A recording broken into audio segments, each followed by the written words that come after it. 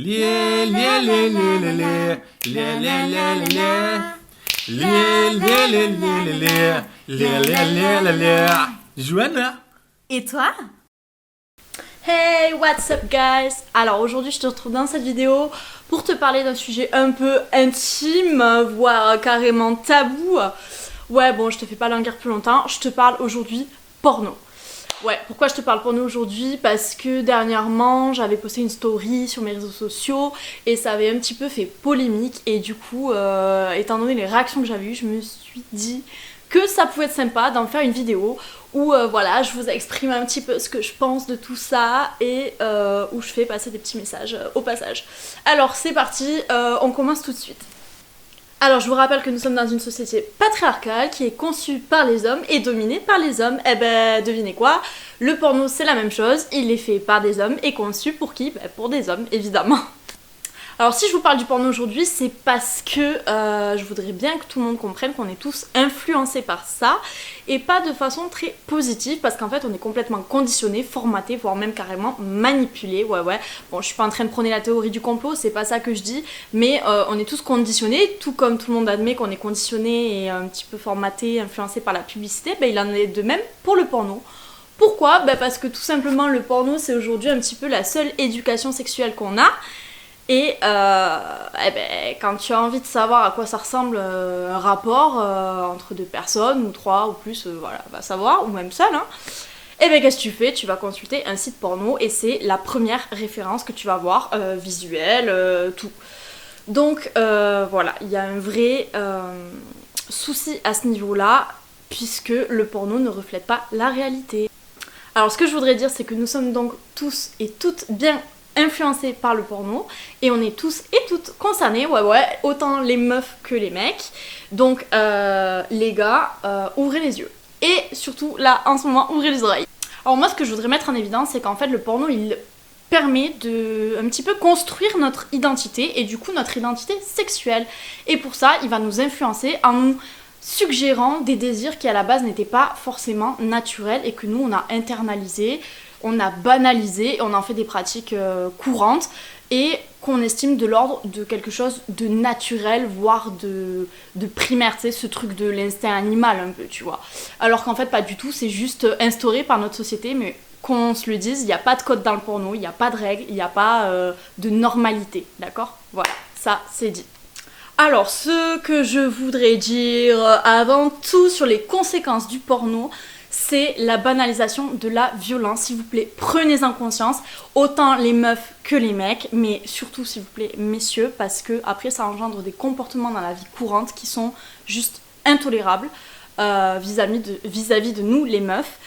Puisqu'en fait, déjà, quand on ouvre une page porno, ce qu'on peut voir, c'est effectivement de la violence à gogo, de par l'objectification de la femme, l'humiliation, la soumission, la culture du viol via les vidéos de viol ou d'inceste qu'on appelle fauxceste dans le milieu.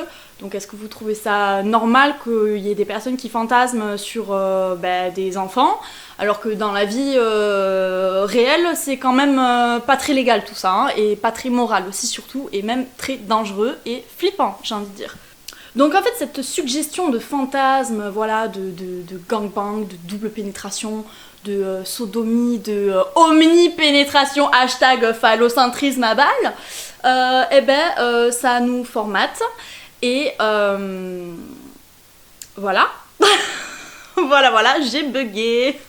Donc en fait un petit peu ce truc de hard sex et tout, de hard sex, qu'est-ce que je dis moi? Ce truc un petit peu de hard sex, on le retrouve partout et ça va un petit peu servir de modèle, de template, de guide, de manuel scolaire du sexe en fait dans la vie de tous les jours, parce que c'est très orchestré.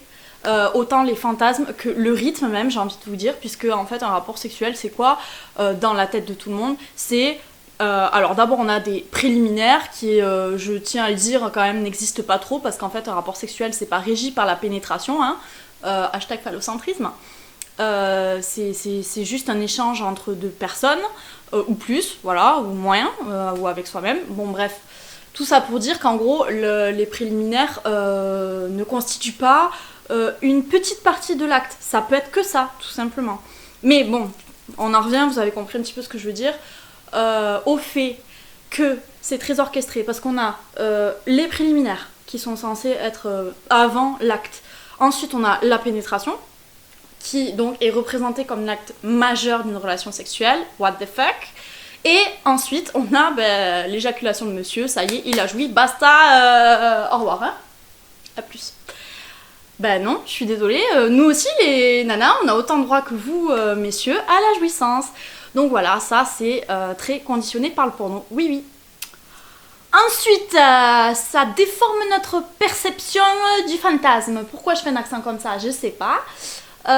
Trop d'énergie, non. Ouais, ça déforme notre perception du... Oh, j'ai craché. Tu l'as vu mon potion ou pas?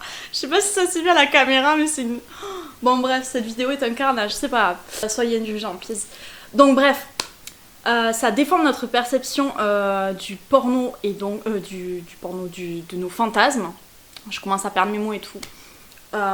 Puisqu'en fait, par exemple, on va avoir des pratiques courantes comme la sodomie, qui maintenant est presque un peu une obligation pour les meufs, presque, sinon t'es considérée soit comme une meuf coincée, soit t'as peur que ton mec il aille te tromper avec une autre parce qu'une autre va accepter de le faire, soit en gros tu te soumets pour le bon plaisir de monsieur alors que toi ça te fait pas particulièrement kiffer, voire t'appréhendes un peu, voire, bon bref, il y a un manque de communication, etc. Donc je suis pas en train de dire qu'il faut pas faire de la sodomie ou que c'est pas bien ou qu'on peut pas avoir de plaisir, c'est pas ça. Je suis juste en train de dire que c'est encore une fois une pratique qui a été instaurée dans le porno, banalisée et répandue un peu comme the must have, ok? Voilà, t'as saisi ce que je voulais dire, j'espère. Ensuite, bon ben ça vous avez déjà dû le ressentir, je pense, pour beaucoup d'entre vous. Ça crée des complexes d'ordre physique, notamment. Messieurs par la taille des organes génitaux, puisque dans les vidéos porno on peut voir que c'est assez proéminent, n'est-ce pas? Voilà. Ensuite, pour ces messieurs, on a aussi les problèmes de précocité, les problèmes d'éjaculation, l'addiction au sexe, la difficulté à atteindre l'orgasme et ce besoin un petit peu de dominer la femme, d'objectification de la femme donc, et par la même occasion de performance. Ouais, il y a un gros souci au niveau de la performance, de durée. En gros, faut tenir le plus longtemps possible, faut être... c'est une compétence sportive presque qu'il faudrait avoir. Non, messieurs, je vous rassure, c'est pas du tout comme ça que ça marche. Voilà, donc ça c'est pour les mecs. Ah oui, et aussi ce délire de... dans le sens objectifier la femme, puisqu'on entend à tout va un petit peu des je vais la défoncer, je vais la déglinguer, elle va prendre cher, je l'ai tringlée, enfin voilà... Autant vous dire que dans le sens inverse, les nanas, on n'a pas trop des termes comme ça pour définir les actes avec les mecs, hein, ça se fait pas trop. Donc il y a vraiment ce fantasme un petit peu de la violence, cette banalisation que je voudrais mettre en warning, en lumière, en fluo, tu sais, avec ton stabilo là, le surligneur. Voilà, comme ça. Genre ça, s'il vous plaît, quand vous avez des propos violents, ou des envies sexuelles, ou des désirs un petit peu, voilà, borderline, juste interrogez-vous, remettez-vous en question pour comprendre pourquoi. Bon, chez les meufs, niveau complexe, bon, il y en a à gogo, hein, taille des seins, t'as des ins comme ça, dans les films, taille du boule, enfin voilà, en plus on parle même pas du make-up qui est fait dans les sites porno, voilà, ou des opérations chirurgicales, complexe, petites lèvres, grandes lèvres, alors ceci n'est pas du tout un critère de beauté mesdames, hein, oubliez ça tout de suite. Ensuite, ce truc aussi de l'épilation, qu'est-ce qu'il y a d'autre encore? Du coup, elles vont aussi fantasmer sur le fait d'être soumises, donc parce qu'elles ont internalisé les concepts du porno. Il va y avoir aussi plus d'acceptation, de tolérance à la douleur, à la soumission, l'objectif aussi un petit peu de performance dans le sens de faire éjaculer monsieur, et cette frustration et non-accès à la jouissance parce que monsieur passe avant tout, hein, vu qu'une fois que c'est fini pour lui, c'est fini pour toi aussi, désolé. Ah ouais, il y a aussi ce truc de simuler qui est vachement fréquent quand même parce que dans les films, les meufs elles crient à tout va, et du coup dans la vie réelle, ça sert un petit peu de faux repère aux mecs, puisqu'en gros, si tu gémis pas, c'est que tu kiffes pas le moment, et du coup ça crée aussi un petit peu un complexe parfois chez les femmes, ce truc-là de devoir absolument crier le plus fort ou montrer que tu kiffes par le biais du gémissement. Alors que chacun est différent en fait, chacun s'exprime comme il le souhaite. Il n'y a pas de normalité, donc autant les meufs, stressez pas si vous n'avez pas forcément envie de crier, c'est normal. Et les mecs, stressez pas si la meuf elle se met pas à hurler, parce que c'est pas non plus la jauge qui dit ah je suis en train de tout déchirer ou pas quoi. Hein, voilà.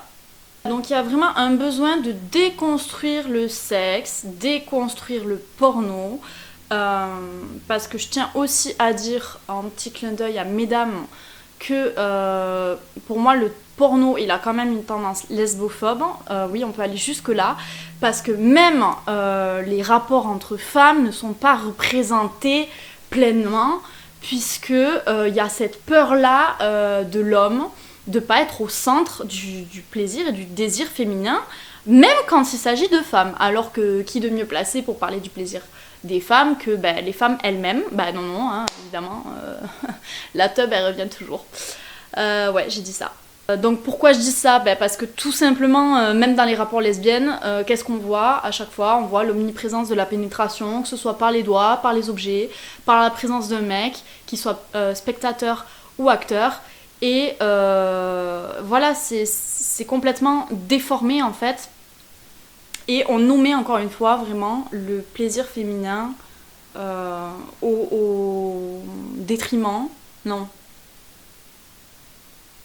On nommait encore une fois le plaisir féminin pour celui des mecs. Voilà. C'était très mal dit, mais je vous laisse vous débrouiller avec ça. En gros, tout ce que je veux dire, c'est que le plaisir féminin, il est un petit peu réduit à de la pénétration. Voilà. Alors que c'est tellement plus que ça. On en fait quelque chose de mystique, mais parce qu'au final, on n'en parle pas assez. Donc voilà, allez explorer, renseignez-vous, arrêtez de vous baser sur du porno ou du hard sex ou des trucs hyper bourrins. Ensuite, ce que je voudrais vous parler, qui me paraît quand même hyper important, et je vais essayer de la faire courte pour pas que la vidéo elle soit trop longue, c'est le phénomène du syndrome de la fille cool. Donc le syndrome de la fille cool, qu'est-ce que c'est? C'est quand les nanas, elles internalisent les codes de la société, dans le sens où elles vont chercher la validation du regard masculin, donc du sexe dominant, pour être intégrées, mieux acceptées, mieux aimées par la société, puisque ce sont les hommes qui définissent la place de la femme dans la société. Je sais que certaines ne sont pas d'accord avec ça, messieurs, mais c'est une réalité, c'est un fait. Il n'est pas... C'est un fait, point barre. C'est pour ça qu'une nana va beaucoup plus facilement se soumettre, puisque ça fait partie des codes qu'on lui apprend dès son plus jeune âge. Et c'est comme ça qu'on va avoir une majorité de personnes qui assimilent la domination à de la virilité et la passivité à un comportement plus féminin. Ça d'ailleurs on le revoit beaucoup aussi dans le milieu gay. Bon bref, c'est une petite parenthèse, j'aurai peut-être l'occasion d'en parler dans une prochaine vidéo, qui sait. Je sais pas, dites-moi dans les commentaires si ça vous intéresse. Bref, il y a beaucoup de femmes qui pensent ne pas être excitées par autre chose que de la soumission et qui sont très mal à l'aise avec le fait d'être dominatrice, par exemple. C'est moins fréquent que le fait d'être soumise. Voilà. Tout ça pourquoi? Parce que porno is here. Et donc quand une femme se soumet d'elle-même, qu'est-ce que ça fait? Ça conforte l'ego de ces messieurs dans le fait d'être dans le rôle du dominant, que la nana kiffe ça, que c'est naturel, et ça entretient tout ce système-là.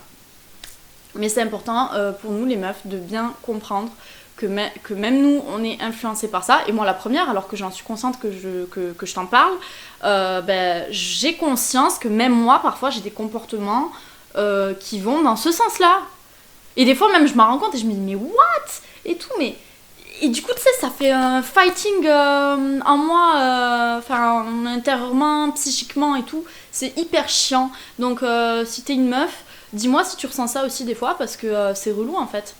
Voilà, donc les nanas, on a tendance aussi à sacrifier notre propre plaisir pour celui de l'homme. Voilà, on va avoir beaucoup plus facilement tendance à se sacrifier, à s'oublier au profit du plaisir de l'homme ou d'entretenir le fantasme du mec sur ce que c'est qu'une bonne meuf en fait.